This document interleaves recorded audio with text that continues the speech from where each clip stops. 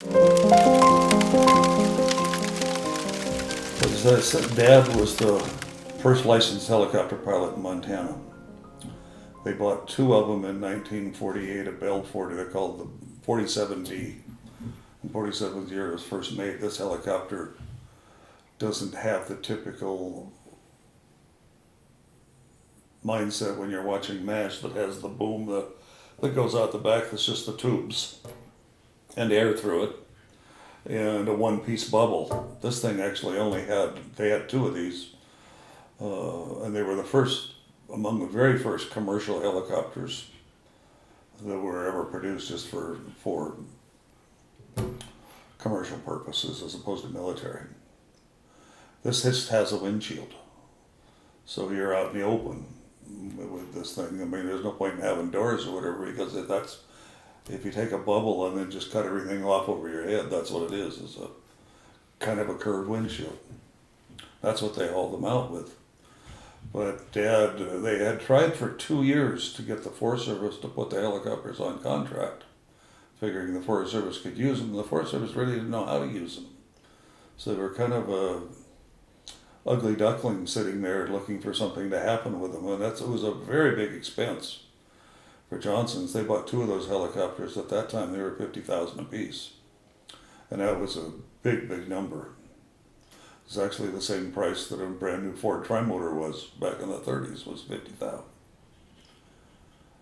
And so they had to go find other things to do with them, and they did an awful lot of spraying wheat fields in eastern Washington and cherry orchards in central Washington, all the way up and down the whole Okanagan Valley, all the way down to below Yakima and into Wenatchee and in that country. So they were the original things that Rachel Carson was screaming about in Silent Spring, as they were dumping DDT all over everything, and no protection, no nothing.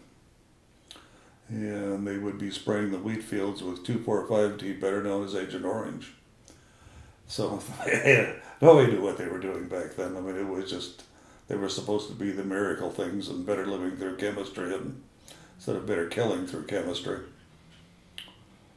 But that was where they made their money, was with those machines. And then when Mann Gulch happened, he was in Idaho, down by Lewiston, Idaho, and they got the call. He got the call, and then he flew up to Missoula and right straight on over to Helena, and he got there that night.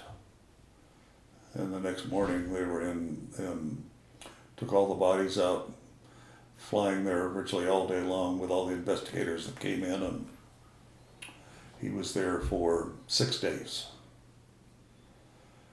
When he came back from there, this is another story in itself, but it was still very, very hot out, and this would have been second week of August.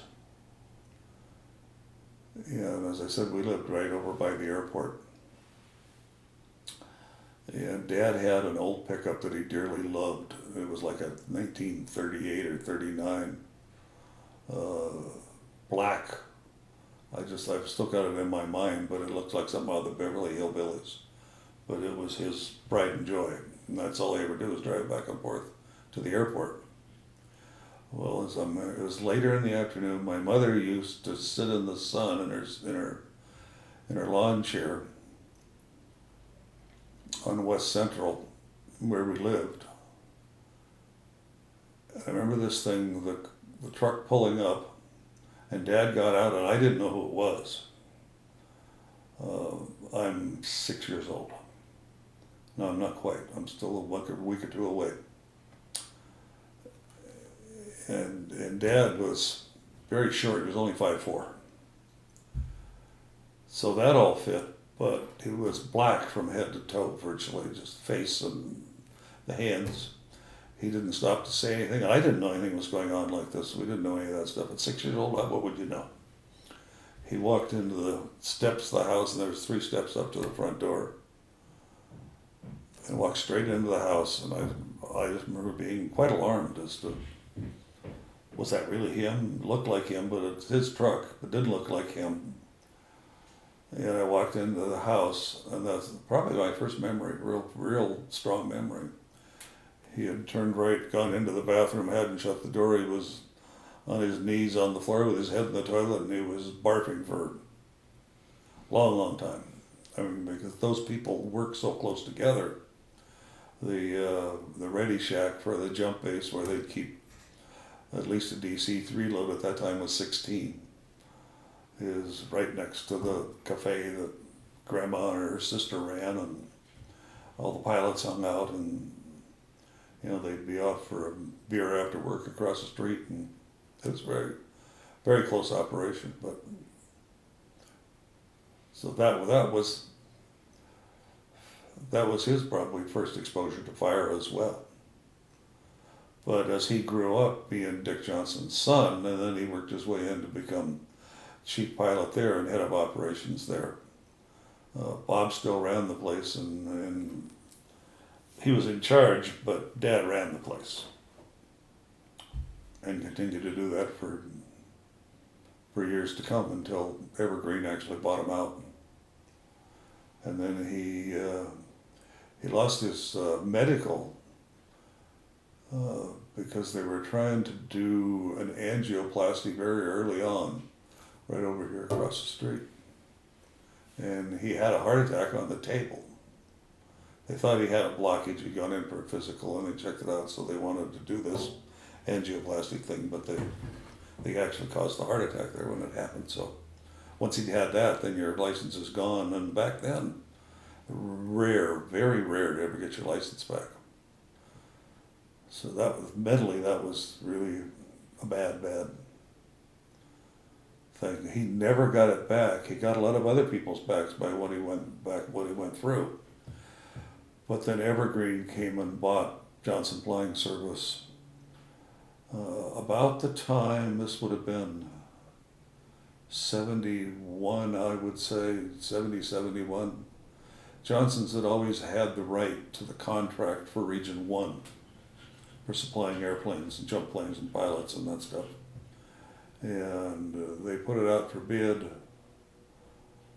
I don't remember, there's all kinds of stories about political and who's doing what. I don't know anything about that. But it happened. And so that was kind of a killer to their operation too. This outfit called Chrysler Aviation out of Wyoming, I had no problem with them. We had them in Alaska, and they were fine.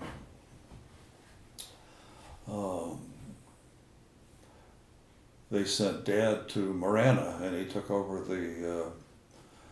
the operation that Evergreen bought from Air America, such as it was at the time, Continental and Air America. Both ran out of Marana. Actually, really, the Air America side ran out of Marana. And a lot of those people were ex-jumpers. It's still there to this day. But it's where they have the boneyard of all the old airplanes, the commercial airplanes that go for miles and miles that are just on the other side's of Moffett Air Force Base with the military part of it, so just one to the other. So he ran that for 10 or 12 years and lived in Marana, and then came back here, got Alzheimer's, and took 7 years to die. You really don't appreciate it when it's happening because it's not history. I had the good luck of being in grade school and being in early high school before I went to work out there in the summers. He'd get up at 4 o'clock in the morning and be out there to work at 5. And on nice, beautiful days when there's no fires anywhere, I would just take my fishing pole out, I'd have it out there, and he'd hop in an airplane and fly me down to the middle fork of the Salmon River or up into the Bob Marshall and kick you out the door and say, I'll see you at 8 o'clock or something like that. And it just became, those kinds of things became the norm. But the actual flying part of it, I don't know how I knew besides the eyes thing, that I could never be as good as they were. There was just something about the real good pilots, and they had always had a relationship with the whole jumper organization as to who was really, really good, and the pilots were very competitive with each other. And it all had to do with dropping cargo, because the pilot controls the cargo drop. The spotter in the back of the plane controls where the plane goes and its alignment, and when they're up in the air or on a jump run. But when it comes to that, the spotter in the back, the cargo kicker guys that are still on board, everything's just sitting in the door and they're waiting for the buzzer to go off. And the pilot tells them that. And the big deal is don't hang the cargo up in a tree. So they hang. We used to go, I don't remember how many we got, but pilots would say, if I hang any of the cargo up in there, he says, I'll buy you guys a case of beer. So there was that camaraderie in that same way. And then you get to know them. You get to know which ones are the best retardant pilots when you're already in the ground and they come in and they'll have something to say or do. And